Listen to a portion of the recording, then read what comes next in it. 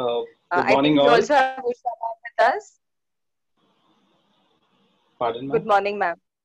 I think we also have Usha ma'am with us. Wow. Good morning, ma'am.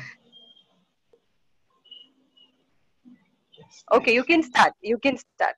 Sure, I'll do that. Good, good morning, everyone. Hope you all are safe at your home during this situation. Uh, Digital is the next normal that we are going to take forward during our course of the time right now. So, probably, yeah. Thank you, the whole team of teachers at our biotech division to give me an opportunity to talk to all the students about what exactly my career or my time at RJ Biotech was and what I've been doing after uh, after my graduation and further on. So this was a very beautiful slide that ma'am had prepared. So I didn't wanted to miss out on this slide, and I had put this in my first page of my presentation.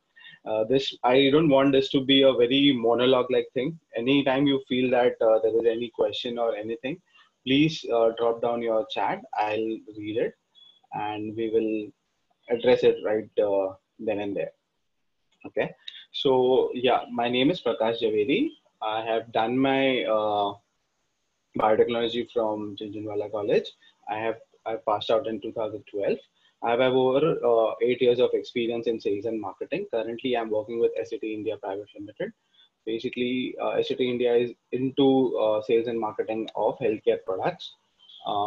You might be knowing Gypsona, POP, fracture management products that we have. So this is one of the products that I have been handling in my 8 years of experience. I've done my PGDM marketing management from Wellington Institute of Management Studies. Then my BSc Biotech, yeah, from RJ College 2009, 2012, 3 best years of my life. Ma'am, can you see the slide, please? So, yeah. So, what to expect from the quality time that we'll be spending today? What next after graduation? MBA should we do now or later? As in later, as in gain some experience, then do some other course, or do MBA right away after your grad. Basically, discussion of sales and marketing. What exactly sales is? What is marketing? What is the difference between sales and marketing? So I'll be just touching upon some points, some rules of sales and marketing that would be very layman and easy to understand. Then, do if any doubt comes up, yeah, I'm there to help. What career opportunities in sales and marketing do we have right now? So we have different companies, different stratas of the healthcare realm that we have, where you can go and approach and have your career set. Okay. Ma'am, can you change the slide? So I'll be giving a gist of what top medical device companies, pharma and medical devices. So there are two or more than two medical devices, pharma companies, biopharma. So these are all types of different companies that would be an opportunity and would be there for you. I'll be sharing some of my look backs and journey, what exactly we have been doing in RJ Biotech, the 3 years that we spent. So some memories to refresh on. Hope that will give you some boost and bring back my memories also and to relive. And lastly, if there are questions, I'm there here to help. So basically, what exactly is sales? Yeah, so this is. I'll give you a very simple example of what exactly sales is. Anything you want to sell, anything you want to buy. There's a product that is there in the market. Someone comes to sell it to you, and you go and buy it. Uh, so sales exactly is something of value that you get after selling, after giving away a particular product. Initially, in olden days, there were trade which used to happen. There was barter system which used to happen. People used to give goods for goods, and so on. Later on, we evolved. We got into product. We got into marketing. Marketing came into picture. Uh, if I give a gist about what marketing is, who was the father of marketing? Mr. Peter F. Drucker. He's a father of modern marketing. What he did was very crucial and was very substantial for today's marketing, to the world of marketing that is there today. Okay, ma'am, next slide. In this slide, I'll basically touch upon how exactly the sales process in a normal, in any company, in any given organization, whatever product you sell, this is the cycle that a normal sales process happens. So firstly, you start with generating leads. So you start generating leads, as in doing cold calls. You call up your potential buyer that what exactly are they using. You establish your credibility. Establishing credibility, I basically would say that you only present yourself that you are a trustworthy person. Any discussion going on between you and the customer will not be given away anywhere else. So you basically gain the trust of the customer. Slowly and steadily, you start talking to him. You start understanding what exactly the product the customer needs. Why this? What we'll say? Why this process or why this step is compulsory or it's very important? Because if you go to a product, if you go to a customer and just start blabbing him about your product knowledge, you tell him that I have this and that, I have this, I have that, I have this. Uh, he'll not understand because he doesn't have that specific need.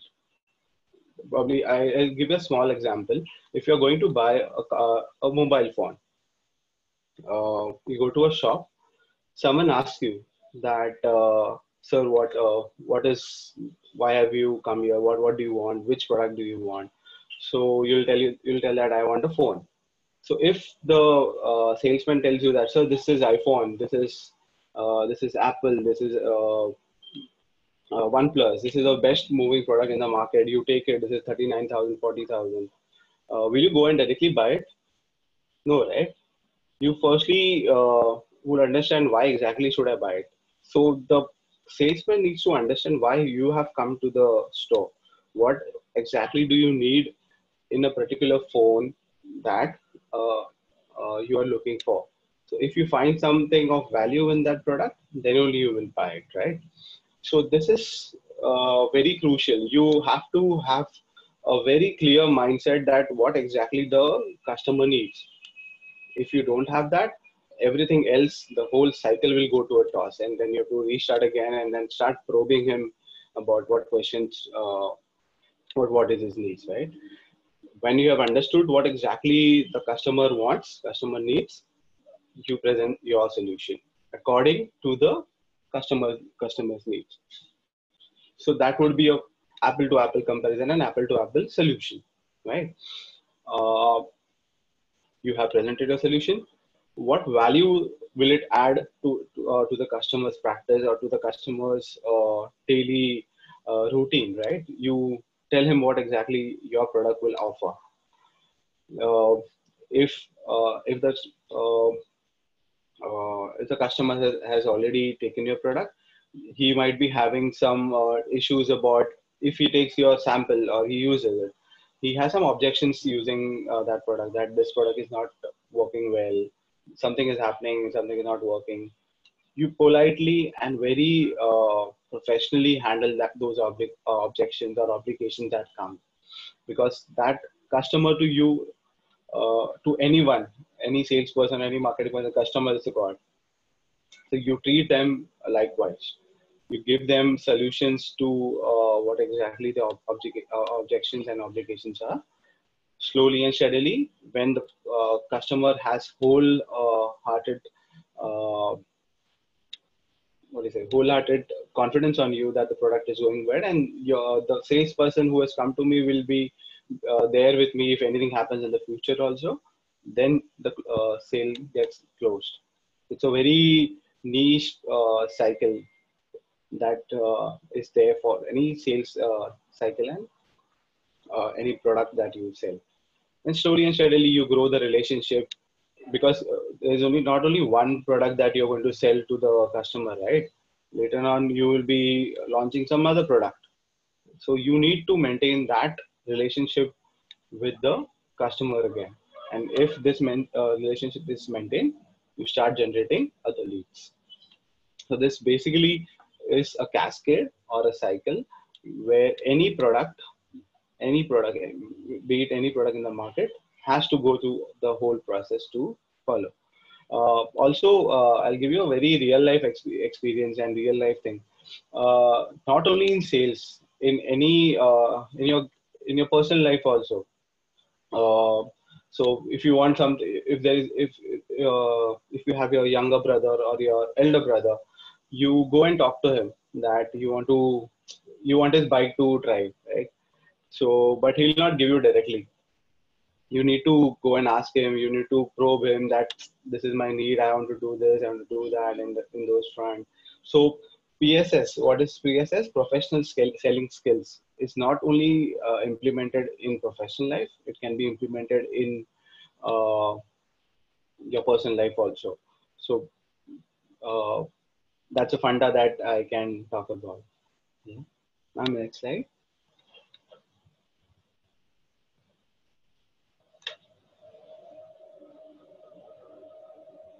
Yeah. What is marketing? So this is just a gimmick. Ma'am, next slide.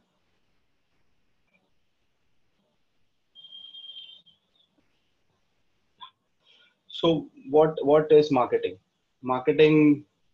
So this is a very high funda, and I whenever whoever is done marketing will know these four pillars of marketing that we have, which is product, price, promotion, place. But this is very high funda language and high funda thing that to understand. I'll give you a very easy example and a very current example. Uh, this session that we are having, right? This is the session was everyone came to know because Tanya ma'am, Rasna ma'am, Shruti ma'am have prepared the poster, have prepared an invite and a Zoom invite, and have sent it to everyone. So they have marketed my session to everyone. So this is nothing but marketing. Uh, Channel, if you see in product was my session. Price, there is no price, so it's a free of cost. Promotion, so they did all the promotion that was necessary. They gave you the poster, they gave you the link, they told you that what time you have to come, where, when will you be starting. Place, so basically your place would be channels. What channel have you selected? So Zoom is a channel that we are selecting. So marketing and sales are coming hand to hand together. Marketing is nothing but if you're doing sales, marketing is the tool to help you get that sales. Marketing is not is basically getting the product in the eye of the customer. So maybe it in any means, in any means. So I'll just give you a mix. That marketing mix is there are 7 P's, but these 4 P's are the main pillars of marketing. Whenever you go to the target market, there is these 4 P's has to be taken care of. The first P is product. So product, in product there is the list which is given. So basically product variety, quality, design, feature. So how exactly you are going to make your product and market your product that in the eyes of the customer it would be needed, right? So you will take care. If I'll give you an example that if you are doing a product marketing for toothpaste, a very simple example. So how you will develop that product is you will take into consideration what is the competitor there in the market, what exactly the customer wants. So you will be looking at Bajradanti. There's Patanjali which is coming around. Then there is salt in the toothpaste. I know lemon in the toothpaste. What not. So this is all product features that you will be taking care of as per the needs of the customer. You will be giving them services. You will be giving them warranties, returns. You'll see what sizes they will be using, how the packaging would be looking around. If you are going to market any product to the female customer or female group of customers in the market. So you will see that there's some pink or some blue, sorry, not blue. Blue would be for the men. Some pink or some attractive poster to be there, where which will uh, basically give the sense to the customer that I need to buy that product, right? Later on, the second piece, price. Price would be basically what exactly the market ratio is, what exactly the market equaling prices. So list price, discount, what discount you will give. You will give some allowances, payment period, credit terms. Credit terms, payment period, this basically would be to the distributor. So whenever a company comes in the market, they will never directly go and cater the market. So they will not directly sell it. We have distributors, stockists, super stockists who will buy the product uh, from the company and then distribute into the market because they have a distribution channel. So distribution, if anyone has a doubt, please let me know. I'll see if I just missed any chat. No. Okay. If I'm going fast, please let me know. I'll slow it up. Okay. Yeah. So price, you will price your product accordingly, and you will see that you don't have to worry about price later. It would be very competitive so that people would see your competitor as well as your product very competitive and easy to buy. Later on, it comes on promotion. So sales promotion, basically it's you have made your product, you have set the price. Now you have to promote your product, right? So there are different channels from where you can promote your product. So there are in India, the many products or many healthcare products or pharma products cannot be marketed directly in television or any type of media, right? So there we need to have sales force. Basically, sales force is what we as a person, we directly market the product. We go directly to the customer and talk about the features and benefits and get the sales from there. So sales promotion, advertising, many other products can be done for advertising. Public relations. So public relations would mean that what I'll say, in advertisement you have so Vico Bajajanti ka ad mein you have Alia Bhatt. In Maza ka ad you have Katrina Kaif. So these all people come and talk also about the product later on, that I have been using this product and so on and so forth. So public relations matter. What people think of your product and what they talk about it. Direct marketing is basically you take the product and market it, like you give pamphlets, you give ads in the newspaper, you give ads in the magazines, wherever your product has to reach, you have to give it there. We have done product, we have been priced, we have promoted a product, right? Later on, we need to see what exactly the place is. So if you're making it in a large quantity, I start from down. You have to manage the inventory. Inventory is nothing but the stock that you're going to prepare. So inventory also is managed on the demand. So you will marketing also involves demand forecasting. If you want to market your product, you need to know what exactly the demand from the sales is or the field is. If the demand is more, you'll produce more. If the demand is less, you'll produce that less, right? So inventory management is a very crucial role. In my next slide also, I'll show you that how inventory management and all these parameters that I'm taking care of, talking about in this slide, has a role in the careers that I'll be talking about later on. So there will be channels. You channel it to Salesforce, you channel it to medical stores, you channel it to normal grocery stores, like you channel it to all these big markets like Big Bazaar, D-Mart, or anywhere. Shopping malls, you could go in there. Locations have been decided. So getting the right location is also important. I give an example for that also. So if you are marketing an Audi, if you want to sell an Audi or you want to open a showroom of Audi somewhere, what you will do is, as this is a very prime product, you will not open any store in a normal locality, in a small locality. You will see that you make this, you put the shop or put the store in a very high locality where people would come and afford it and would like to test drive it. So basically, you give it very close to the customer so that you do not have any pushbacks. Coverage would be what area it would cover, assortments, locations, inventory, transport. So this is the whole marketing mix, which go hand in hand together. Yeah. My next slide. Yeah. So what exactly is the difference between sales and marketing? In the next slide, it's a very self-explanatory slide that I'll be sharing, but I'll give you a very simple example what exactly sales and marketing is. What is the difference between sales and marketing? Okay, uh, you go duck hunting uh, in US and in Europe. It is very famous. You go duck hunting, right? You see ducks in a pond.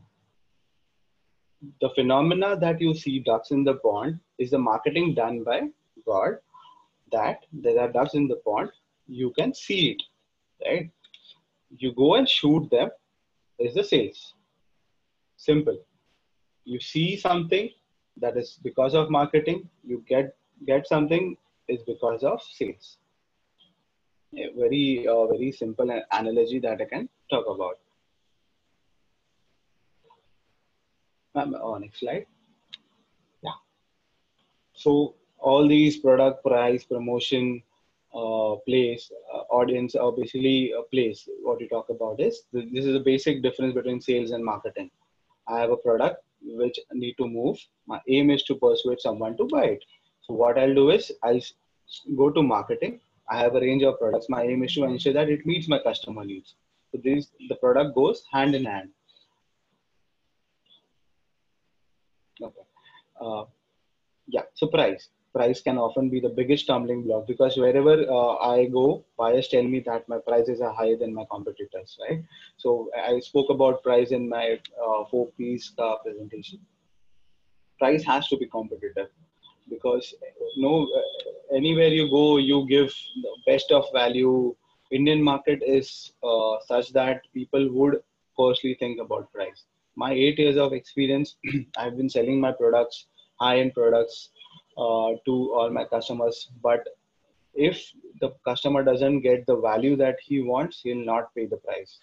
Indian market is that in those funds. So you need to be a very good salesperson, a very good poker, as in you need to probe the customer with the right questions. You need to get him to talk. If he talks about your product, nothing like it. He will be the best advocate that you will be having for your product later on. So promotion and audience. So this basically comes hands in hand. Promotion basically should resonate with the target audience, which includes anyone who has an influence on their buying decision. So you need to see that the promotion that you're doing, anyone who is there in the buying decision, as in from the smallest customer, as in the smallest rank customer, till the highest customer. You need to see that everyone who are there in the buying decision are taken care and are given the information about the product. Audience is basically, audience can be anyone.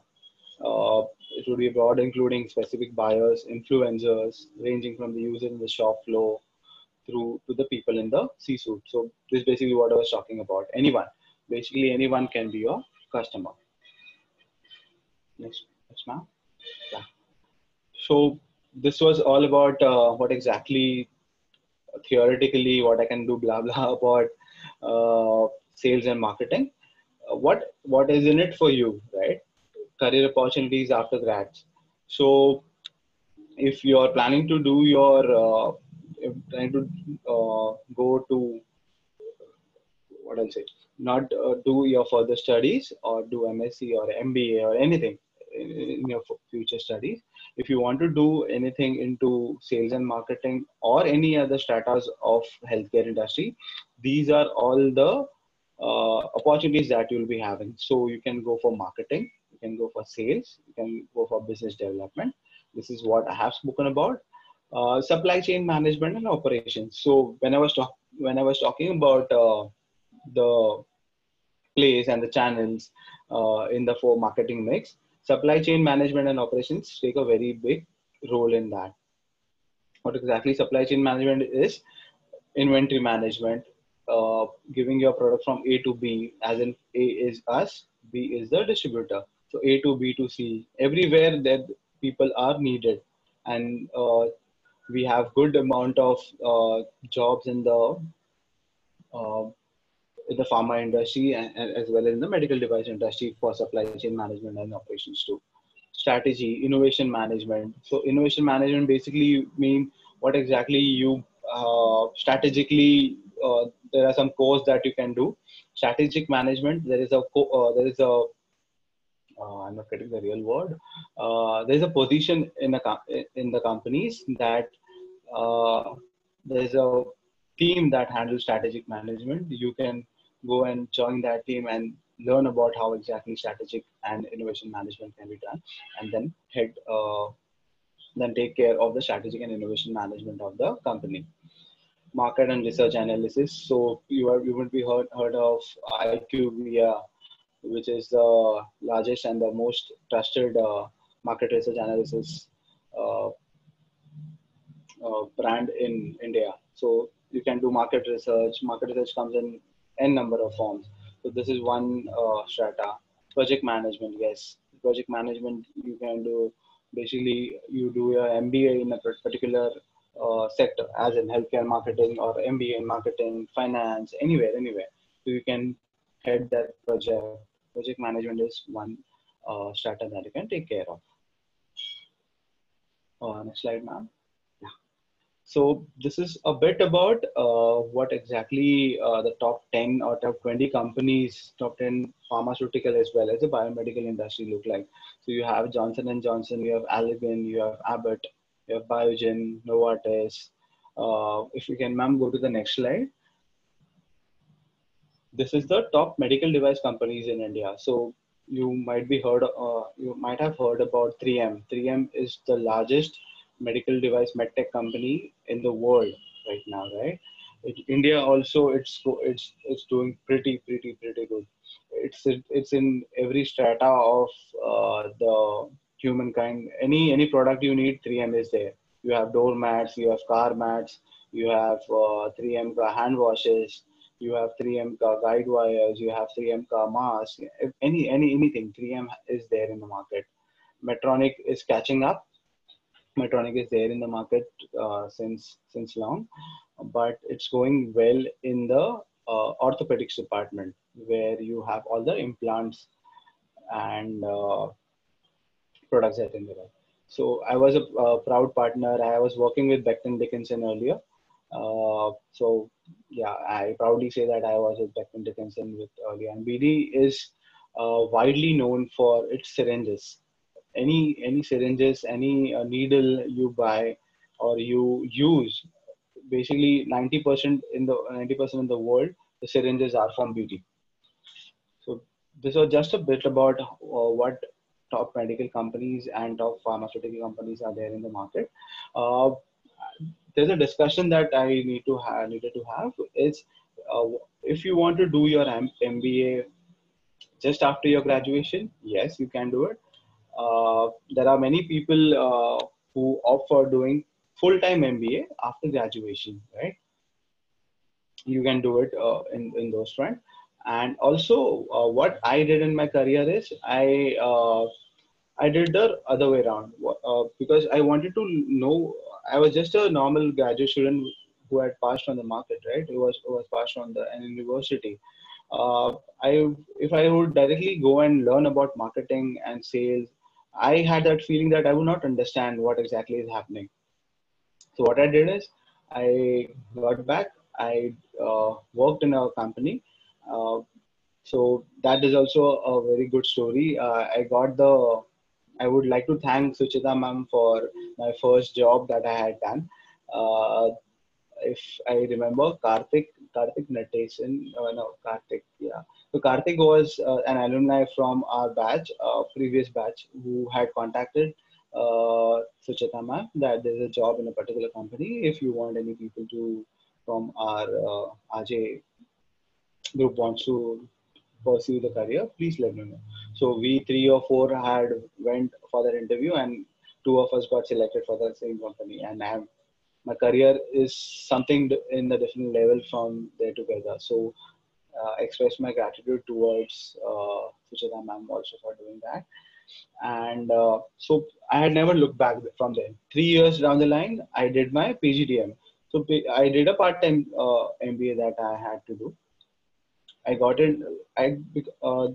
The only reason that I did it because I came to know what exactly sales is, right? What exactly a product is.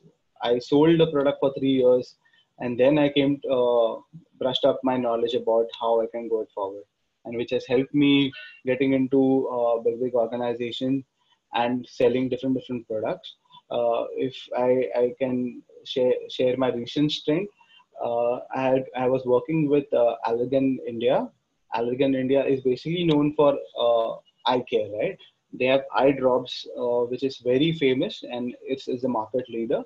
But I was there in a different division altogether, where I had to sell non a non-invasive fat reduction product. Basically, it's an aesthetic product, and it was a machine.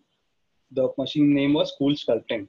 If you Google it right now, you can find hundreds of pictures and hundreds of articles about Cool Sculpting. Cool Sculpting is the number one non-invasive fat reduction machine which is there in the market. So I have sold a 10 rupees product to a 40 lakh rupees product also. The confidence that I got to sell that kind of product is because of what I had the sales experience as well as I had done the marketing in that. Right. Next slide, ma'am. Yes. So some memories that I wanted to cherish. These are these are the three events that happened during my course. I wanted to highlight. The first one is a friendship day. The second one in the bottom is the traditional day that used to happen every year, and the third one I guess is the Nashik Sula wine expedition that we did. So this is how I used to look earlier. If I can say proudly that all the six who are sitting in the top in the grass in the fields, we are still together and in contact, and we are best of buddies. So touch wood, everyone who is listening to me right now, cherish your relation, cherish your friends. These are the friends who would be there with you for your lifetime, right? Cherish them. Next slide, now. Synopsis December 2010.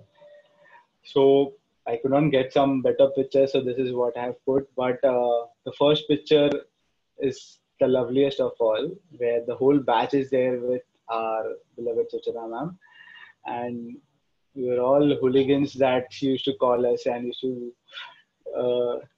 I still remember she battering us. She battering us with uh, herds of sheep, and I still remember the fun that we had. This is where Pratna Behre had come uh, to the as a chief guest for and our beloved Rakesh, and I don't remember ma'am's name here. So these are these are some memories that I wanted to share. Yeah. Next, ma'am. Any doubt?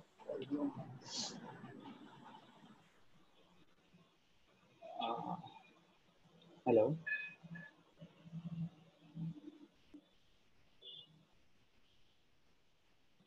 Yeah, Prakash. Students shall have any doubt regarding the presentation or any other queries regarding marketing, sales, when to do your MBA, whether to do it immediately or job and then do all these I have queries. If you have in got mind, some. you can ask. Someone is raising the hand. Okay. Yeah, There Neetat, you is a can ask your question. query. Uh, There is Actually, a and question some. regarding MBA in HR. Shit.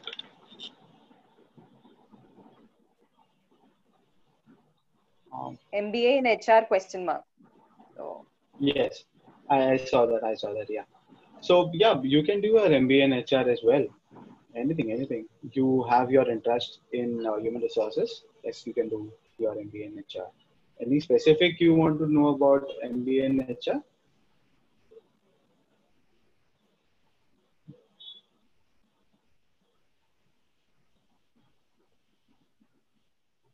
Okay. So yeah, MBA in HR Praful as in, Shukla wants to ask. yeah, but pardon me. the question is not very clear. Praful, could you just elaborate on your Elaborate. question? Exactly आपको क्या जानना है? आप थोड़ा detail में पूछो.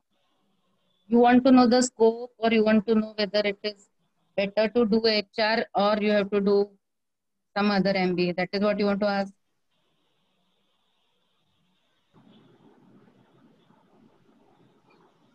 Scope. He's saying scope. Okay, scope. Yeah, there is scope as in you don't have to worry about scope or having your things getting into picture, right? You are the one who are responsible for your own future. You do your MBA from a good B school. You attend those B school. You give your full worth while you are there in the you are there in the MBA. You are there in the school. You learn about it. How you implement is the deciding factor of scope and all. MBA in HR, MBA in any industry right now is is the way to go. So if you want to do your MBA right now directly, you can do it after your grads directly also, or later on after having your experience, because both of them count. Having a MBA degree with no experience is also valuable. Having an experience without an MBA degree is also valuable. So you don't have to worry that you have done your you're not done MBA after your graduation and you have gone into sales directly and no one will value you. No, everyone will value you. The experience that you hold is of truest value, and whatever you give to your organization, whatever you achieve. Yeah, so some top business school like Nasim Munji, Jamnalal Bajaj, Wellington, where I have done my course from this. You need to have some experience before doing any. So when I did my PGDM, I needed to have 2 years of minimum 2 years of experience for my hybrid course. But I don't think so. Doing your full-time MBA, you would need any experience. You need to go through their entrance exams. Jamnalal Bajaj has have their own entrance exam, plus NM also have their own uh, entrance exam, as well as Wellinger, which has become autonomous now. So every institution has have their own entrance exams. Plus there is CAT, which is really there, common aptitude test. So there also you can do your MBA. Who will be given? Can MBA student with BSc Science background work in banks? And if yes, what? BSc Science background work in banks. Yeah. So if you do your MBA in accounts or finance or in any banking role in any in basically in those stratas, you can do jobs in banks if you apply directly there, right? So accounts and finance is the profile that I was talking about. Who will be given more preference, science or commerce student?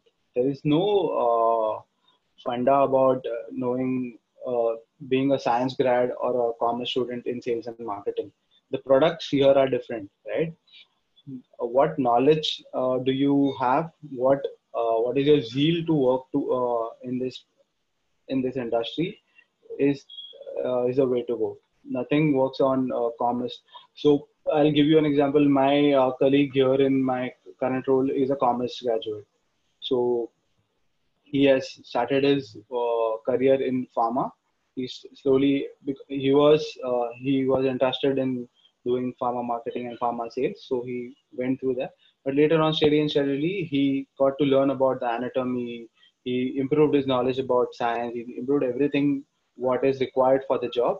If you have that, no one will stop you if you are a commerce or a science graduate, right?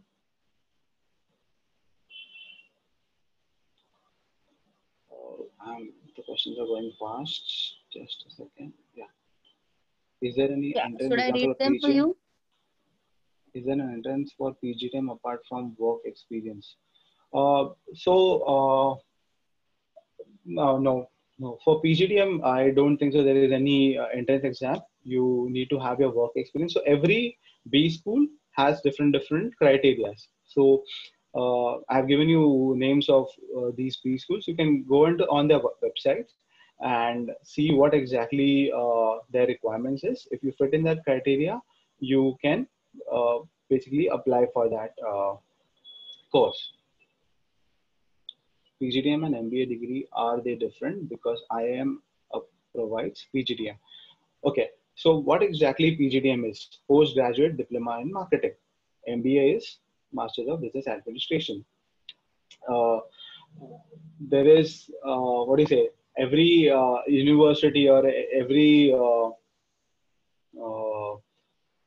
so this is a game of B schools, right? Any Wellinger will give you an MBA degree. IIM will give you a PGDM degree. There is no difference between these. Only the difference comes in part-time and full-time. What have you done your course full-time, or have you done your course part-time? The only difference comes in that part. Nothing. There's no difference in a full-time PGDM and a full-time MBA, or a part-time PGDM and a part-time MBA.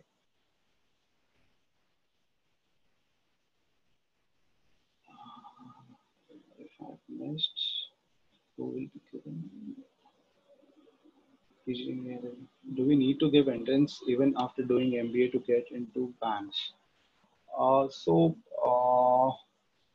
I have very little information about banks, but I remember I have given one exam of SBI PO, where I had not done my MBA. I had not done my MBA at that time. So there was an entrance exam for SBI Bank, which I had given. So every different banks would have their entrance exam. Uh, you need to pass that exam for a particular post that comes across. Regarding banking, I would like to add the sector for banking functions a little different. For government sector banks, there is an entrance as well as another exam called the CAIIB, which they have to give. And for the non-government, they have their own different levels of recruitment. So whether you're MBA or not, to get into a nationalized bank, you have to give the common entrance exam. And for a non-nationalized bank like ICICI or HDFC, etc., they have their different set for choosing their Sana ma'am, I am missing your voice in between. I didn't get clearly. I can read the chat if you can type. No, Sorry. I was commenting on the banking thing. You can go ahead and answer the rest of the questions. Yeah, I'm reading an answer list. Sure, Yeah. I'll do that. Actually, for bank, just a moment. For banking, it is like if the bank is coming to the campus after the MBA graduation, then they directly but if individually I you have have one to apply question to the from bank, Anuradha. In sales and marketing during starting time, individual have to do on field job like go door, step to step. So Anuradha, I'll say that yeah, basically there are some jobs which needs to go door to door, door to step. So it depends on what product you are selling, right? So I'll say that if you've done your graduation from biotechnology from Jhunjhunwala, you don't have to go door to door.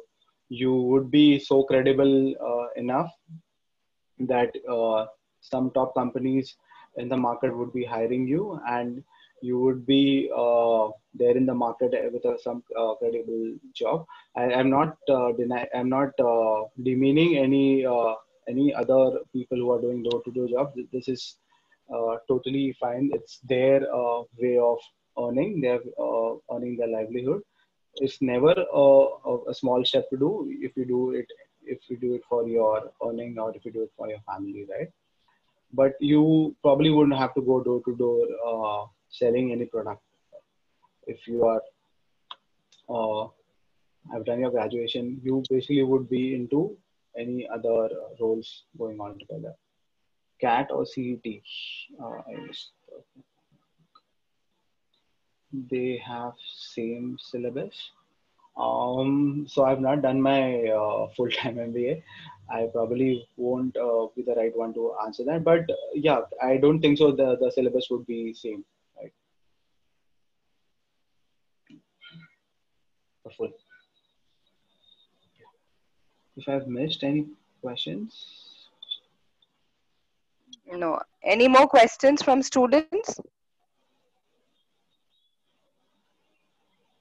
once. We will be having some alumni who have done their given their CT and CAT.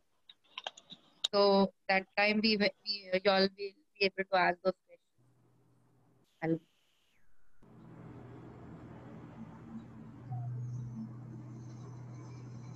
Okay, I guess the questions are done with.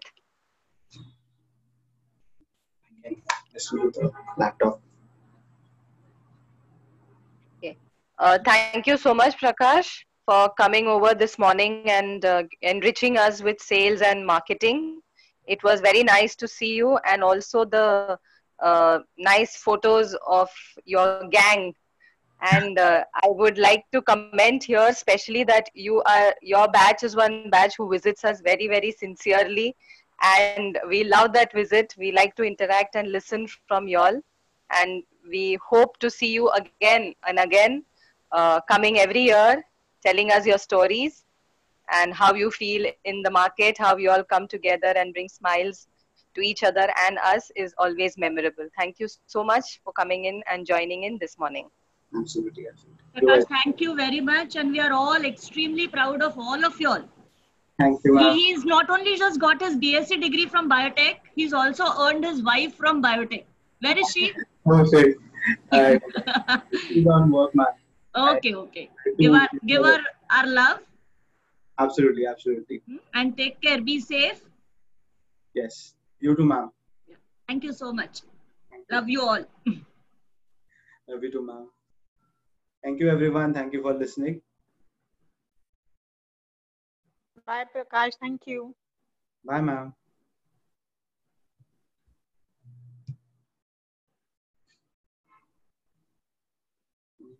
Are we having the next session immediately? Yeah. I'll just check whether Vaibhav has. Okay. I'll leave Tanya, ma'am. Yeah. Thank you so much. Yeah. Take care. Bye. Thank you.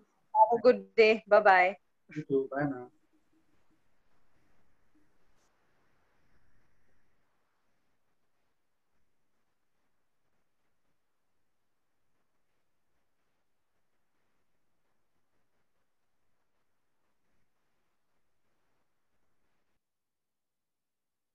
To the session at the end of it. Okay, so the session goes uninterrupted.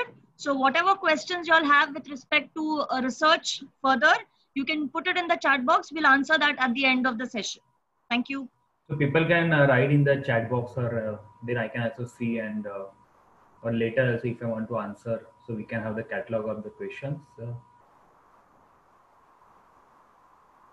Yes, Vaibhav. Okay. Continue. Okay, so hello everyone, good morning, and thank you for inviting me to give the talk. And so in this presentation, I will share my work experience which I gained in different countries after my graduation, and I will also talk about I will also talk about my PhD research work and some of the tips if you want to pursue a PhD in foreign countries.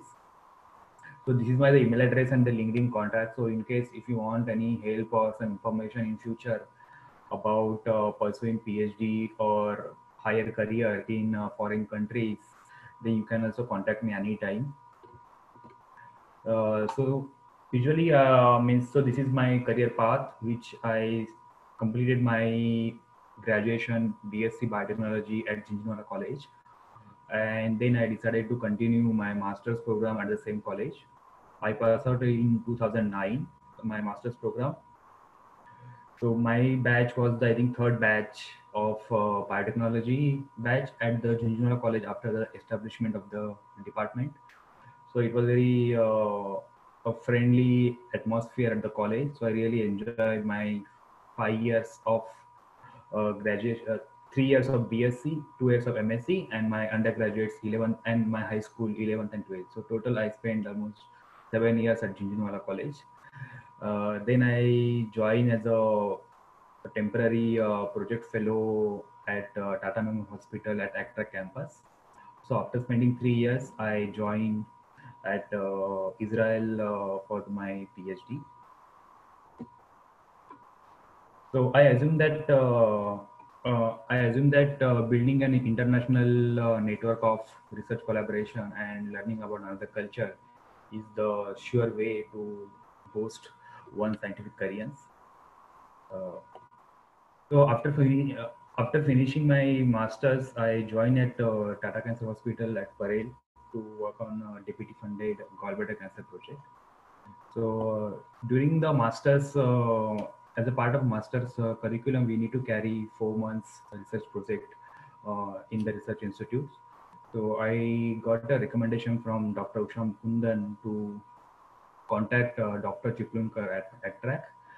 She's an immunologist. So I work for 4 months in her lab, and there I learned some basic immunological techniques, cell culturing techniques, mouse handling, and some industrial aspects of antibody production using the mouse model.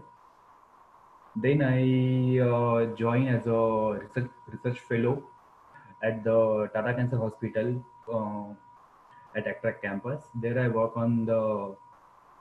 was studying the molecular mechanism of how the gallbladder cancer is developing in Indian patients. So there was a high risk of gallbladder cancer, especially along the Gangetic belt in Bihar, Uttar Pradesh, and West Bengal. And the incidence was more common in females. So the main reason of this gallbladder cancer progression was not known that time. So the Tata Cancer Hospital have a public-based case control study where we recruited around 1,000 cancer patients, and we also take the blood from their nearby relative healthy controls. So there we perform the genotyping analysis, and we also have their social history and their food habits, their lifestyle. So there we are interested to know whether is there any interaction of environmental factors on your gene interaction. So it was the SNP single nucleotide polymorphism analysis performed on 2,000 individuals, and that study later published in Lancet Oncology.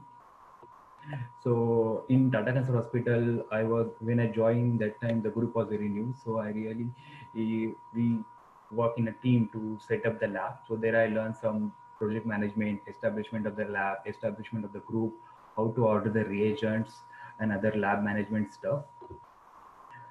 So while working at Tata Cancer Hospital, I was interested to continue my research and pursue PhD. So I was looking after having experience. Sorry, I missed the point. So while during the master's thesis, while working at Tata Cancer Hospital, I got an opportunity to visit Sweden at medical microbiology department. There I learned how to make how to develop the in-house ELISA kit to find out the Helicobacter infection in cancer patients. So there I learned how to grow the anaerobic bacteria, anaerobic cultures of Helicobacter pylori and Helicobacter pili species. And after growing these bacteria, we extract the membrane proteins of this bacteria, which we later used as an antigen to develop the ELISA kit. And using this ELISA model, we studied antibody response in gallbladder cancer patients.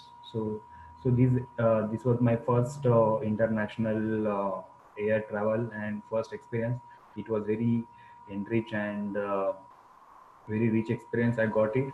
I also means this was the first experience outside of the Indian land, so it really was very useful to learn about the European works culture, adjust to the cold weather.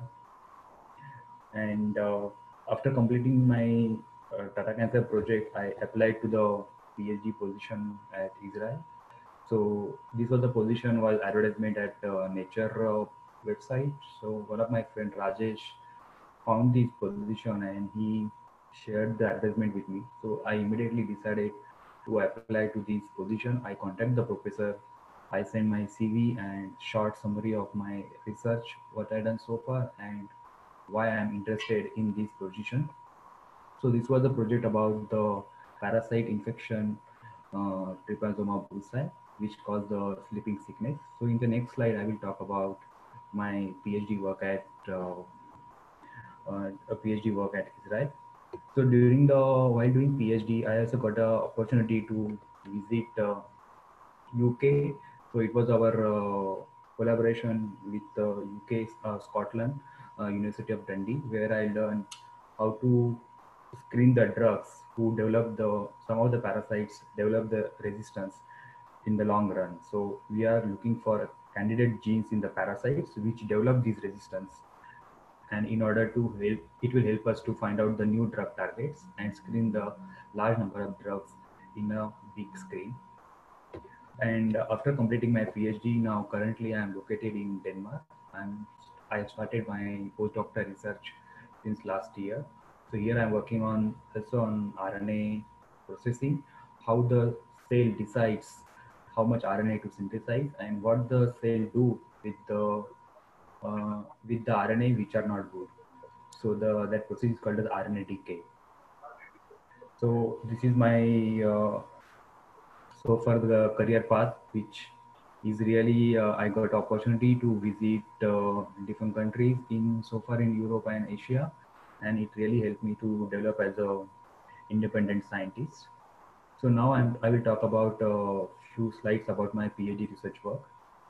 So the sleeping sickness and the leishmaniasis, these are the diseases which are caused by pathogen called as African trypanosomes.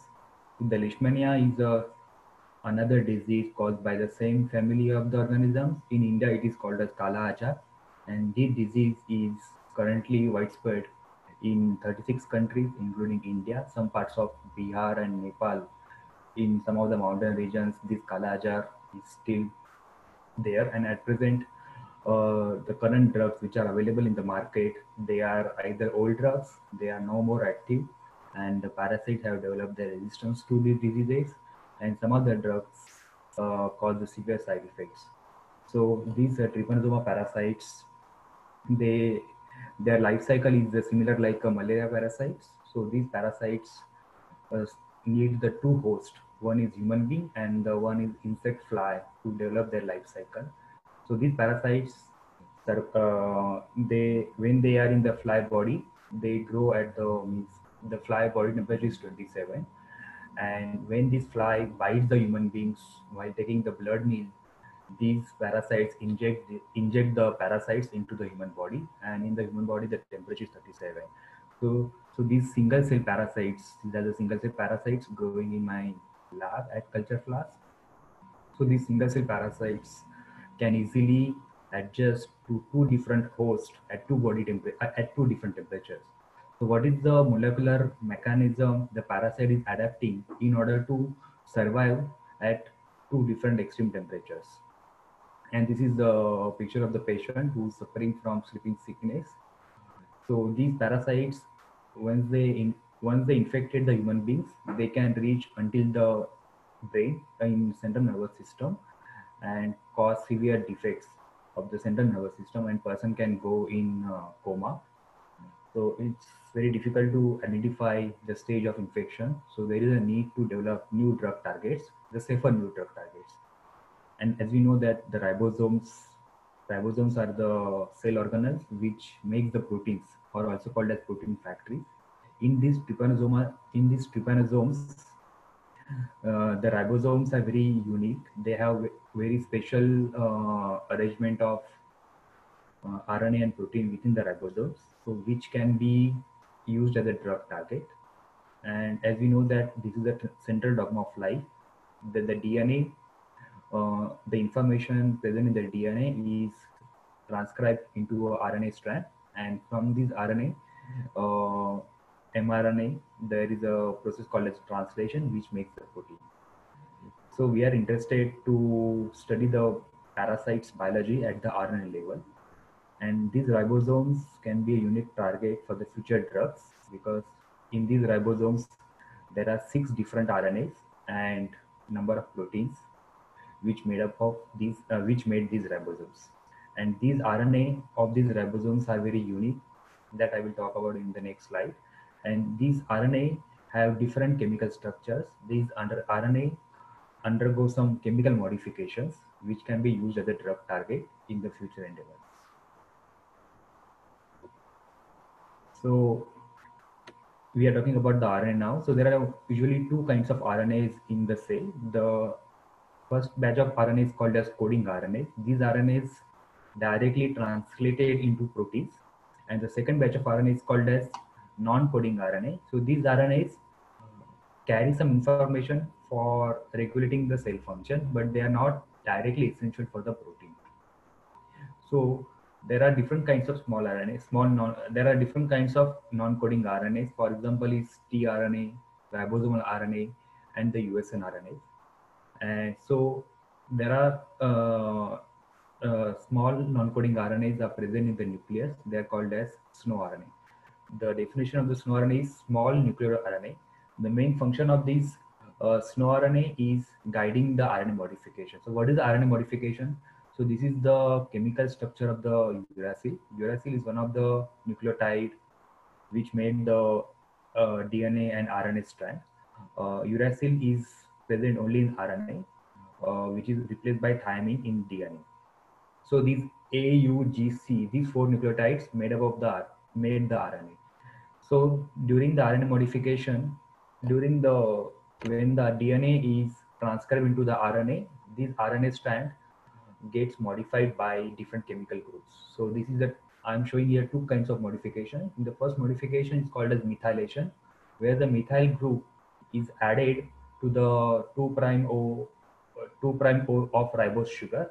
So this modification is called as methylation. And in the second kind of modification, where this uracil is get isomerized by 180 degree. As a result, the position of N here move to position at here N. So as a result, these N have extra hydrogen bond.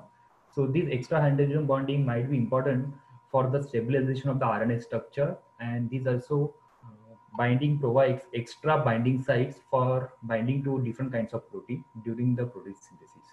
So these chemical modifications are very common in the RNA. So this is the structure of the ribosome. This is the small subunit of the ribosome called as 40S, and this is the large subunit of ribosome. So this is the RNA called as ribosomal RNA because it is present in the ribosome. So it's called as ribosomal RNA, and this ribosome RNA gets modified by different chemical groups. So there are different kinds of modification, but the methylation and the pseudouridine modification, these are very common modifications found on the ribosomal RNA. And this is the structure of the SNO-RNA. So the black one is the SNO-RNA, which is around 60 to 100 nucleotide in length. And this SNO-RNA associated with 4 proteins to make the RNP complex. So this RNP complex is stable, and this SNO-RNA targets So the protein called as fabularine, which is a part of the SNO-RNA complex. So this fabularine is the enzyme which guides this modification on the neighboring target RNA. So how this SNO-RNA decides which RNA need to guide, which RNA needs to be modified. So these SNO-RNA bind with a target RNA. Here the target RNA is shown in the red color. So these RNA binds to the target RNA by Watson and Crick base pairing. So this is a single strand of the SNO-RNA, and this is the single strand of target RNA which is going under modification. So this is showing by chemical structure, where the black one is the SNO-RNA sequence and the red one is the ribosome RNA sequence. So here we can see that there is a 100% complementarity, like adenine base pair with the T, but here in RNA there is the U instead of the T. The G replace a G base pair with the C, the guanine base pair with the cytosine. So there is 100% base pairing. So the SNO-RNA guides the modification on ribosome RNA by base pairing interaction. So it's called a Watson and base pairing. So this is the G which is getting modified by methylation group. So these two RNA interaction we confirm by UV cross-linking. So as we know that the SNO-RNA function is to guide the RNA modification. So in these parasites, we know that there are some kinds of SNO-RNA which are present, but we don't know exactly what is their function, why they are so abundant, why they are expressed in large amount in the cell, why the cell needs this SNO-RNA. So here we take the total RNA of the parasites and we make the sequencing library to sequence all kinds of RNAs in the cell, in the parasite cell. And this is the pie chart showing that there are different kinds of SNO-RNA population present. So the SNO-RNA population is like 30%, ribosome RNA is 20%, 27%, tRNA is 27%, and the coding RNA, which is called mRNA, is present around 2%. So we take this SNO-RNA population and we counted there are around 160 SNO-RNAs present in the parasites. So after identifying this SNO-RNA, there is a sequence. We know that this SNO-RNA guides modification on the target RNA based upon the Watson and Crick base pairing. But there was no experimental evidence that, okay, this modification really exists in the cell. So in order to do the functional analysis of these small RNAs, I wanted to know where are these SNO-RNAs are present within the cell, within the parasite, whether they are present in the nucleus, they are present or they present or outside of nucleus. As the name suggests, SNO, the small nucleolar RNA, they are present in a nucleolus, which is a part of a nucleus. So here I done the immunofluorescence staining. I took the parasites, we fixed the cells by formaldehyde, and we designed the probe. What is the probe? The probe is the complementary sequence to detect our interested sequence. And these probes usually have some fluorescence so that we can visualize by microscopy. So this is the high resolution microscopic picture of the parasites. So the blue one is the nucleus, and the red one is the nucleus protein, and the green one is the SNO-RNA. So we can see that this SNO-RNA is present within the nucleolus. So this is the nucleus and this is the nucleolar region. So this SNO-RNA is present within the nucleus and is tightly interacting with the SNO-RNP protein, which gives rise to the yellow color. So this is another SNO-RNA, which is also tightly associated with the SNO-RNP protein. And this is also another kind of SNO-RNA, but this SNO-RNA is not very tightly associated with the nuclear protein, but it is maybe present in some another region. So we can really zoom in to see whether exactly how these SNO-RNA are associated within the cell body. So after identifying that most of these SNO-RNAs are present in a nucleus, I wanted to know where they guide the RNA modification. So for that, I took number of parasites, we lyse the cells and we extract the RNA. And these total RNA, like this is the total RNA population. So we extract the total RNA and there is a chemical called as CMC. So this CMC chemical have high affinity to bound to the uridine and pseudouridine. So we treat the RNA with the CMC, and after the treatment, the CMC will bind strongly to the pseudouridine, and it makes the duplex structure. So this duplex structure is present on whenever there is a pseudouridine, the CMC will bound, and in the next time we do the PCR. So when you do PCR, we use the polymerase enzyme, and so the polymerase enzyme will make the DNA, complementary DNA from the 3' strand. So when the enzyme travels, if the structure is stable, the enzyme cannot go ahead. So the enzyme will fall down one nucleotide before the modification nucleotide, downstream of the modification site. And then we take these all the transcripts and we do Illumina sequencing to find out where exactly these transcripts are terminating.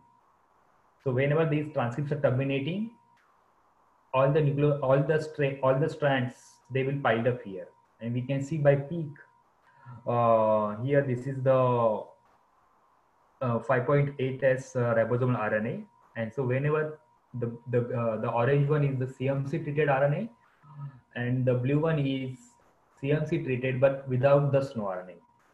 So this is a particular modification site which is guided by the SNO RNA. So the SNO RNA is present, it will guide the modification on the respective target RNA, and we can see by peak here. And when you delete the SNO RNA from the cell, there is no more modification exists, and we don't see the peaks here. So in this case, the enzyme don't stop here and it will go further. So by this method, we found out that there are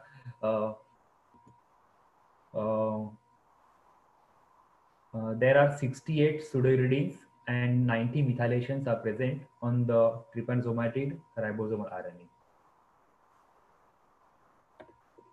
So after mapping the RNA modifications on these trypansomas in the trypansomatids, we are interested why these modifications are present. What is the importance? What is the physiological importance of these modifications to the parasite?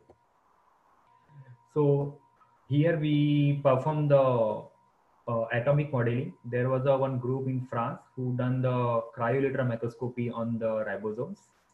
And for these ribosome structures, there was a Nobel Prize in 2009 to Adha Yunath and Venki Ramakrishnan.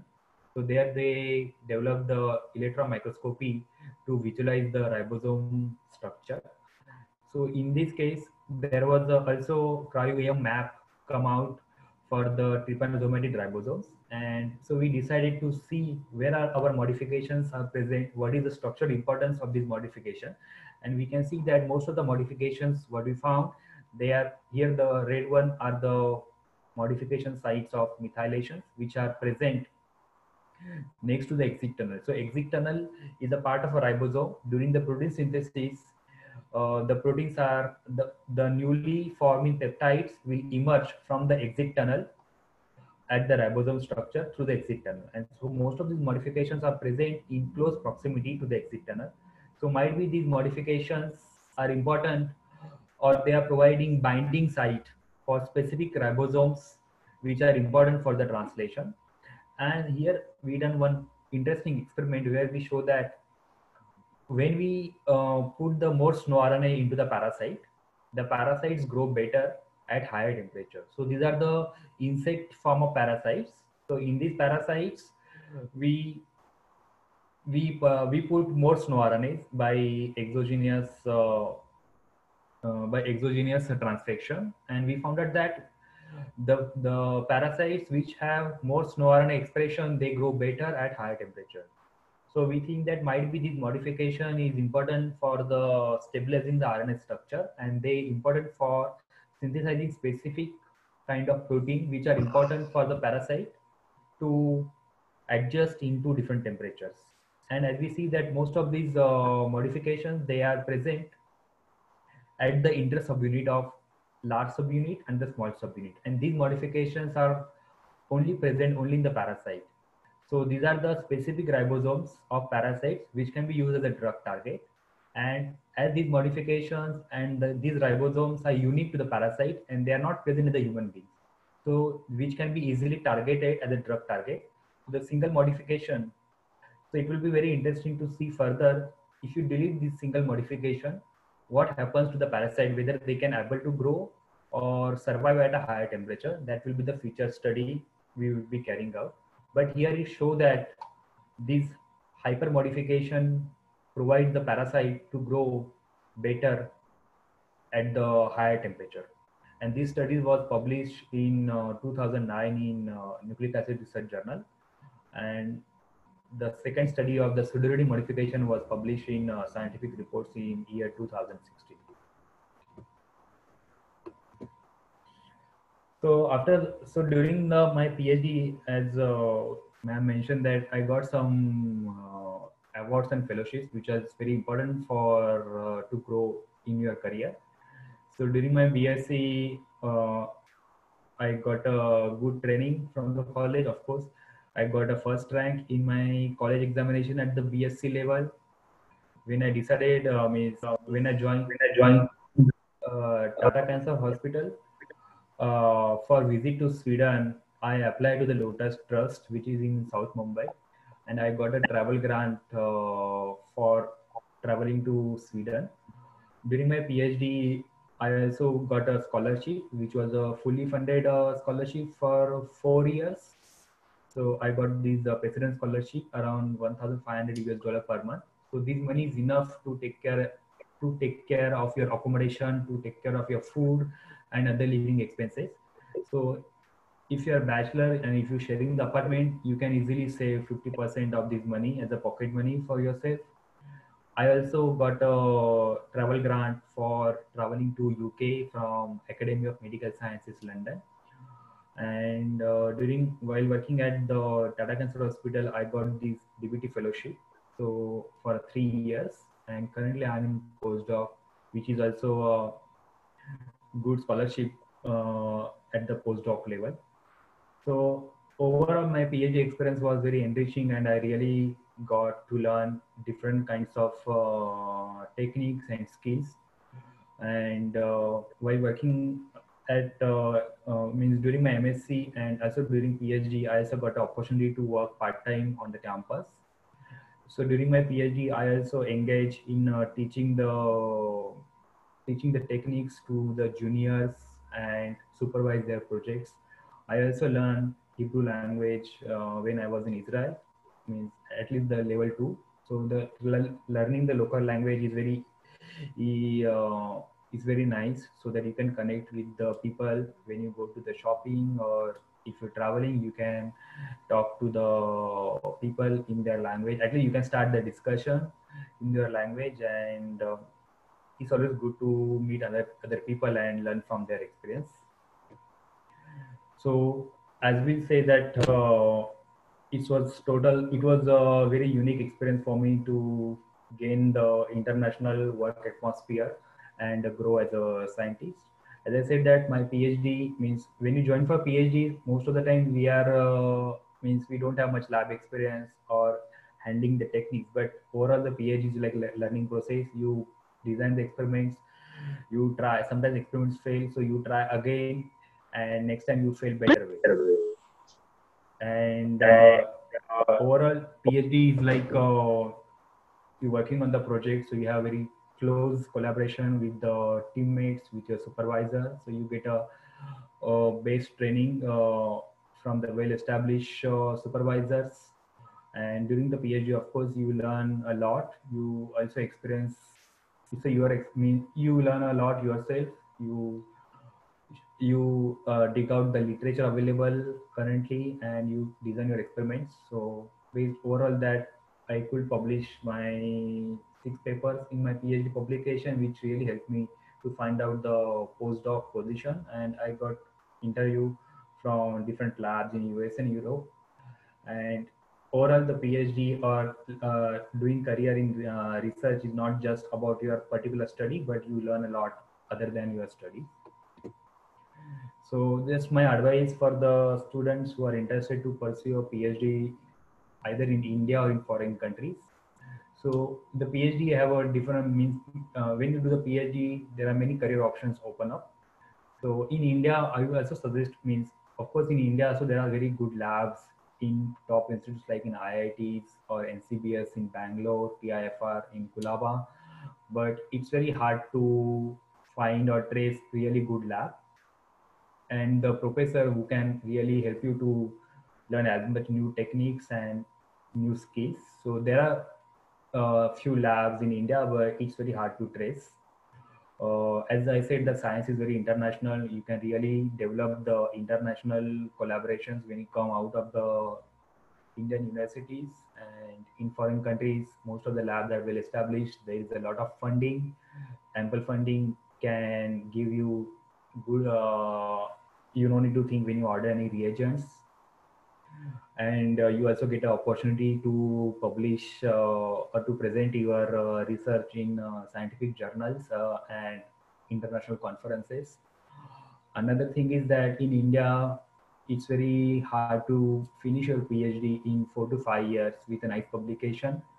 So the timing is also one of the limiting factor to do the PhD in India. And of course, when you do PhD in abroad countries, you develop the network of international researchers, so which can easily give you the recommendation when you apply for the higher position. And there is also attractive salary if you do it in abroad countries. So the one of my piece of advice, if someone is interested to do a PhD in foreign countries, who are very really interested in pursuing career in academia and research, there are a few countries which also have a good record for Indian PhD for Indian students, especially in USA, some countries in Europe, Singapore, and Israel also have a good prospectus for Indian students. There is a collaboration between India and Israel for the postdoc scholarship. So one of the main means, those students are interested, I suggest to update your LinkedIn profile, and you can first decide which country you want to go for PhD. After you find out the country, just find out which are the universities are good universities in particular country. You look at the university webpage. You also look at the international office and what are the criteria to accept as a PhD student. Some universities or some countries, they need the English test. Some countries need the GRE score. Like in US, if you want to apply, you need the GRE score, the good GRE score. And so you read the university webpage of the particular lab. What is the research projects are currently going on in the lab? How is the means? What is the research is going on? So you read about these, and then you can contact the professor. Usually the email address is given on the website. So you can contact the professor and showing your interest to apply for a PhD position or apply for a summer trainee. So whatever the temporary is also good, because you can get at least you can get a place to put your feet in the country. And you need to write a very nice statement of letter, which is customized cover letter particular to the lab, showing that what is your background, why you're interested to do the research in his group, and the CV. And also you need to develop some of the interview skills if you get a call. So at present, the another question is, okay, you got the PhD, you complete the PhD. So what is the next? What is the options available for me now after the PhD? As my first of my interest is the research. So currently I'm doing the postdoc. So usually we need the 3 years postdoctoral experience in order to apply for a faculty position in Indian institutes and universities. There are also companies who are running some contractual projects for which they need the PhD students. Another sector is the industrial sector, so where the PhD students can easily get hired at a higher position. There are also another option nowadays coming as a startup or incubators where you can develop, where you can come up as entrepreneurs, because now currently if you correlate in this current situation, there is a demand for testing kits for the COVID-19, and as the COVID-19 is the RNA virus, so there are methods, diagnostic kits where we can do the QRT-PCR or develop the ELISA kit and start your own business. There are other research careers which are not based directly in the laboratory but non-bench work, where you need the skills like some computer analysis skills, some leadership and management skills. So during the PhD, usually we get all these soft skills we learn, how to manage your project, how to lead the project, how to develop the communication skill with the collaborators and with your colleagues. So there are some openings in clinical research or regulatory department, which always looking for PhD students. If you're interested in traveling, there are jobs like application specialist or into instrumentation specialist openings are there. And nowadays another field is coming in the government agencies in science policy making like DST, DBT, NIH, European Commissions. They are also looking. There are also openings for the PhD students. So my advice is that whatever the profile you are in now, so always think for what is your next job or what is the next goal in your current phase. So it takes a time to decide your career or what are the steps required. So don't wait for the last minute. So these are some of the pictures at Israel and Sweden. So this is the Professor Ada Yonah. She's a Nobel laureate from the Weizmann Institute. So we met her during the conference. She's my professor, Shula Mikhaili, and these are my colleagues. So we have sometimes fun time outside of the lab at some parties. And this is the Indian community at my university. We are a group of 50 students. Most of them are from completed their PhD in India and they come to Israel for a postdocs. And we also have weekend cricket. And these are some of the snapshots of the Israel. Israel is very special country. I will say that I got many things to learn. This is the country where the religion and the technology go parallel. So this is a picture of the Dead Sea, where as you know, the Dead Sea, there is nothing is live inside the Dead Sea because the Dead Sea is too much below than the ground level. So the water salinity is very high, and this is the salt at the shore of the Dead Sea. So, and as you know that Israel mostly this is in the rain amount is very less. So this is the south part of Israel where these are the desert mountains, and you can see that nice farming of the dates. So the Israel work means Israel is very known for the irrigation facilities. So they brought all the water from the North Sea to the south, and these are some of the deserts in Israel. And this is the picture of the Jerusalem, which is a holy place for many religions. And this is the Tel Aviv. You can see it's like a finance capital of the Israel. And at the last, I would like to express my sincere gratitude to all the faculty members for their constant support and the training which you got in my bachelor's and master's. So it was really helpful for us to emerge as a researcher or scientist in the higher studies. And I really appreciate the effort they put on us at the start of the department. And I will be very happy to see if in our future RJ students emerging as a scientist and a researcher, and if you need any kind of help, I'll be happy to help anytime. Thank you very much. Thank you, Vaibhav. You gave a very good insight of how the students can take up a career in research and how they can apply for foreign universities with various scholarships, fellowships. Thank you for giving a elaboration or giving a complete knowledge about how they can proceed. And those students who have questions can put them in the chat box so that Vaibhav will be able to answer them. Hi, Vaibhav. Usha Madam. Really, I enjoyed. Nice to see. And Vaibhav, what time is it now? Now it's 8:15 now.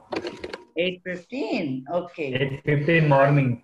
Yeah, and it brought back all memories. I remember the nice laddu, which you used to laddu. And Vaibhav is an example of sheer hard work. His journey. I think there can be a Hindi movie on you, Vaibhav. How from scratch, and I think you are from Marathi medium, right? Yeah. Yeah, and then from Marathi medium to speaking fluently, flawless English. And I was very proud when you said Hebrew. One must learn the local language so that you enjoy living there and you enjoy the culture. So we are very, very, very proud of you. Tons of blessings to you, Vaibhav, and you know you are very close to our heart, and you have set an example that if you are determination, sheer hard work, you can achieve. Sky is the limit, they say, but I think for you it is beyond sky. So good luck, Still and long way to go. thank you so much. Thank you very much. Yeah. For being a brand ambassador of Jhunjhunwala College. And I'm very impressed. Huh? You also told that you can become a policy maker and all that. That's really very nice. Thank you. Yeah, there are many. So do you still make some Indian food, or how is it?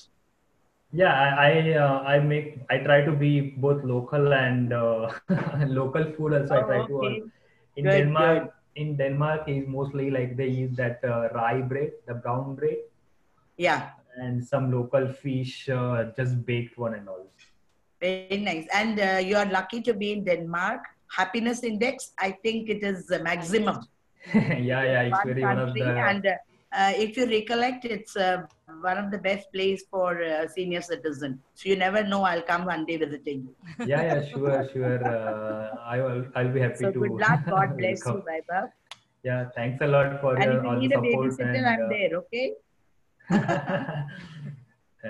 Yeah, there's a question from Dhanashri. Urmila, thank you so much. Ma'am, it's our pleasure.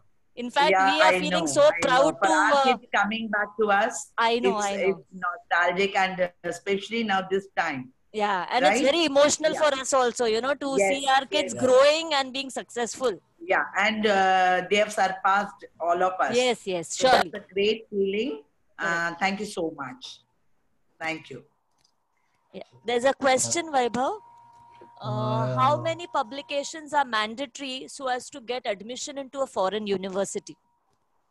Usually, to get admission for a PhD, you don't need any publication at the master's level. But if you have some research experience of 1 or 2 years after your master's, where you can learn some basic biological skills, or during your master's, if you get the opportunity to do internship project at top institutes where you can get where you can get the opportunity to work on multiple projects in the research atmosphere, so that experience will help you to apply for the PhD position. And if you have some good skills you learn during your research experience or during your master's project, that will be enough. And another second thing is, if you're applying to the USA or some countries, if you have a good attractive GRE score, that will be enough.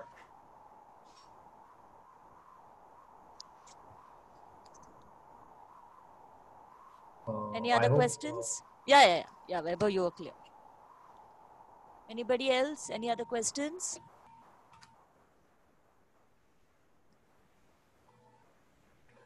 You can ask me in Marathi or Hindi also. In fact, I would like to hear your Marathi, because it's been full for the entire session. You haven't even said one word of Marathi. Kasa आहेस तू? Okay. Oh, मी मजेत. तुम्ही कसे आहात? नाही, जर कोणाला मराठीत विचारत असेल किंवा हिंदीमध्ये means one more question. Yeah, how they analyze your subject skills? The subject skill means जो आप, because when you're giving your GRE, in GRE there is no subject as such. They mostly analyze your English, so that is what is the relevance. How is the subject analyzed there? No, in GRE, I think other than English, there is also some intelligent tests, like, your mathematics, basic mathematics, and some problem solving and all this. So they just want to know that whether you are capable to do a PhD in the, so they check your emotional IQ and intelligent IQ. And from your academic records, from your transcripts of your masters and bachelors, they can understand your technical knowledge of your subject. I think they also ask for SOP, right? Yeah, SOP is also one of the important parts. So for the SOP word, I would say that if you are interested to carry research, say like infectious biology, So you look the labs which are doing research on malaria or dengue or some virus research. And so in the first paragraph, you talk about your background, and in the second paragraph, you talk about your research ideas, which can be, it can never possible to It could be an translate. hypothetical, yeah, Hypothetical, like, say example, like in coronavirus, if you want to make any drug target or vaccine, so what is your idea? How you can use the current knowledge and your hypothetical question, so that you need to just show that your curiosity, you can think some out of box, you can think some novel thinking and creative thinking. So the examiner or the supervisor just want to know that, okay, it means at least you can think something. So in the PhD research, if you get some results, how you interpret the results, what you design your experiment, so they just want to analyze your creative and novelty thinking. So it's not like that the whatever the research you propose, you will get an opportunity to work on the same project. It is just the testing method. And the second thing is that usually हम means India में बहुत सारे लोग copy paste करते हैं. जो cover email रहता है, they just change the name of the professor, और जो बाकी का जो बॉडी होता है वो सेम ही रखते हैं. But never do such a mistake, because every labs, every project is different. So you need to really work hard on the SOP. It may take some days to make one SOP, but if you means आप लोगों को कुछ मदद चाहिए SOP design करने में या in writing CV, you can always contact us, because we already passed through the same phase. मेरे postdoc के लिए भी after finishing my PhD, I sent the I think applications to like 20 different labs. So total 4 months I was applying to each lab every day like that, or every week I will apply to 2-3 labs.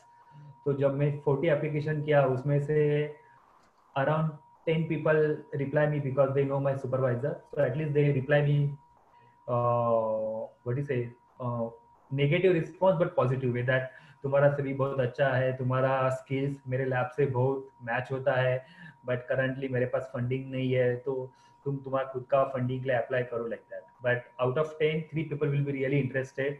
So they will ask you, okay, you can arrange a Skype call.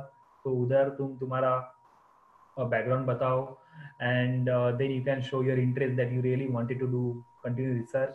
After that Skype call, he will ask you your 3 recommendation letters. So I usually ask, in the starting time, I usually used to ask the Usha ma'am for a recommendation at my college level, and your PhD supervisor recommendation, and another your collaborator recommendation. So 2 to 3 recommendations they need from the supervisors. Unknowingly, without you, they will ask you to send to your prospectus supervisor. तो of course तुम लोगों को means teacher के साथ अच्छा you need to be a good behavior with the teachers and with your colleagues also. So how you perform, how you communicate with the colleagues, and that teamwork and all these soft skills are very, very important in finding the job. I think so, because once you come out, everyone have MSc, everyone will have PhD, but what is the special about you? That really matters. What you bring to the table, that is important. Yeah, there's one question: does financial status becomes a burden to study at foreign university?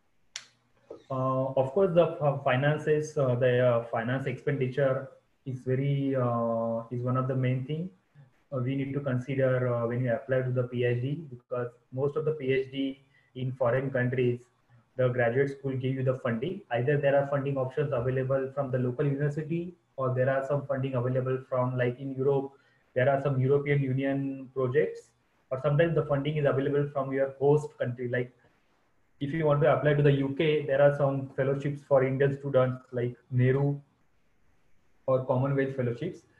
So when you apply, of course, you need to get a funding. Otherwise, it's very difficult to do the part-time work and also work in the lab. So if you have some funding, at least your accommodation and food expenses need to be taken care. And the tuition fee is also usually taken care by the fellowship agencies. I think nowadays bank also give loans. So you do get education loans, which you have to start repaying after you get a job. So that also option you can think of if you want to study further. Yeah, that's true, because the State Bank of India and some local banks, they give some attractive means without much interest, you can get a loan. And also there is a good option, means if if your financial condition is good, you can also go for a master's for doing MS to the USA, and then in US or in Canada. And after doing masters, if you know that masters में research ज़्यादा होता है, so if you understood that तुम्हारा passion है research में, if you don't have passion much in research, so we can switch to the industry. So, but if you do the masters in foreign countries like in USA or in Canada, so there are high prospectors to get into the industry. Even in Canada, you get a PR, like a permanent residency is very easy. So there is also good option to try for MS if your financial condition is good, and if you have some 1 or 2 years experience, you can also go for a MS studies in USA, and then you can continue for PhD there also. Many IITians after completing the BTech, they go for MS. In our case, even after the completing MSc, some people also join for MS in foreign countries, and then they continue for the PhD. Along with the GRE, is IELTS and TOEFL compulsory for admission? As I understood, US may only GR is important, but if you apply to Israel or Australia, there might be they will ask you for IELTS or TOEFL score.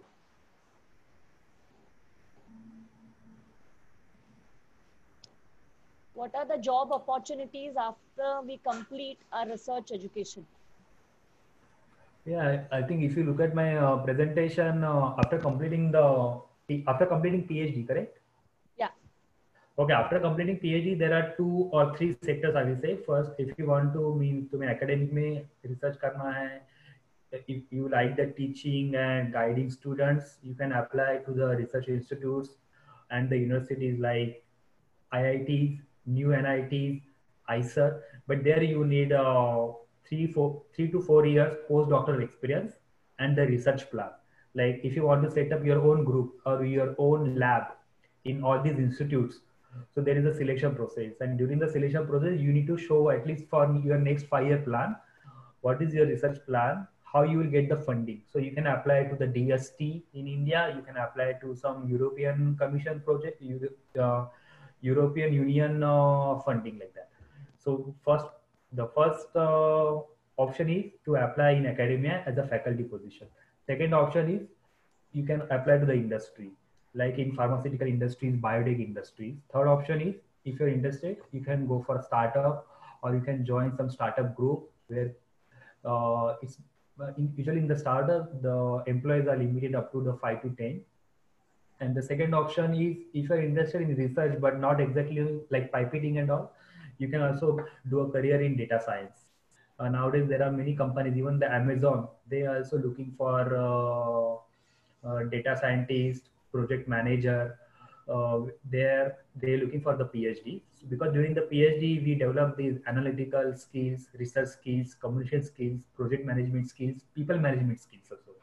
So most of the pharma companies, they need the people to having all these skills, and the PhD I think are the best candidate for all these jobs. And the second another thing is that you can also apply to government agencies. You can be a consultant if you have some experience. You can be a consultant if you work on specific technique. Like if you work on some confocal microscopy during your PhD, you can apply to some microscopy companies like Leica or Fuji, they need Nikon. So all these companies, they need some imaging specialists. So these are some application specialist role where you need to, so these are the big applications, like millions of dollars it costs. So of course the institute, if any institute is buying that instrument, they need the application support from time to time. So that is the one role you can also play after having the PhD. Anuradha Yadav wants to ask something. Yes, Anuradha?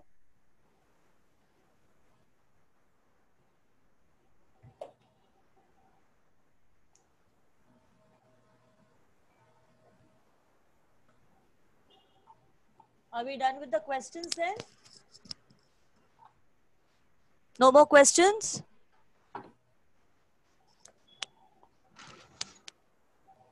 So, madam, yeah.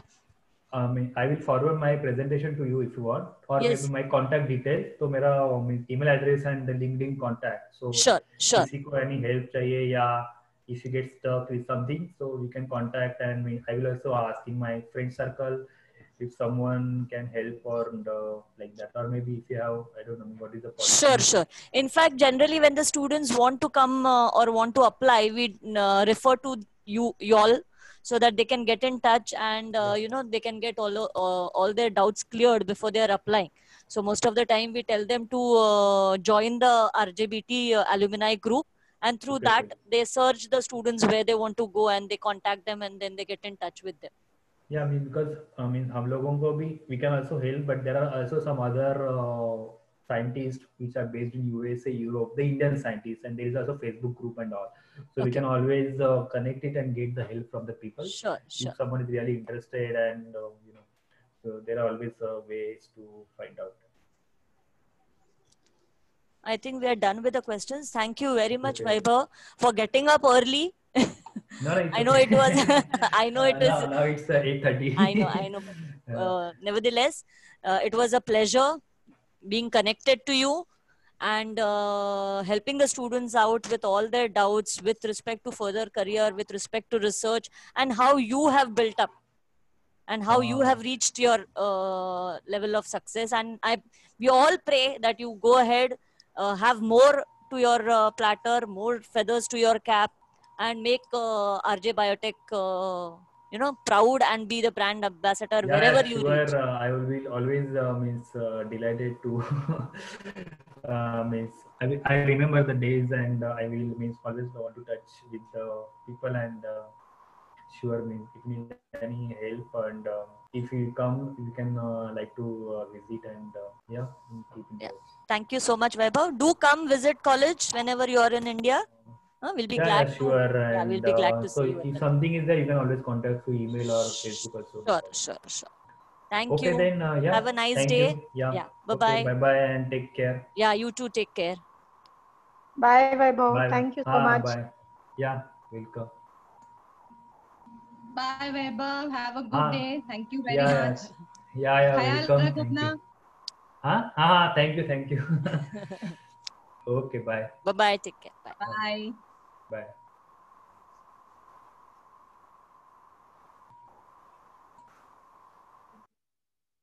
Suchita ma'am, should I end the meeting now?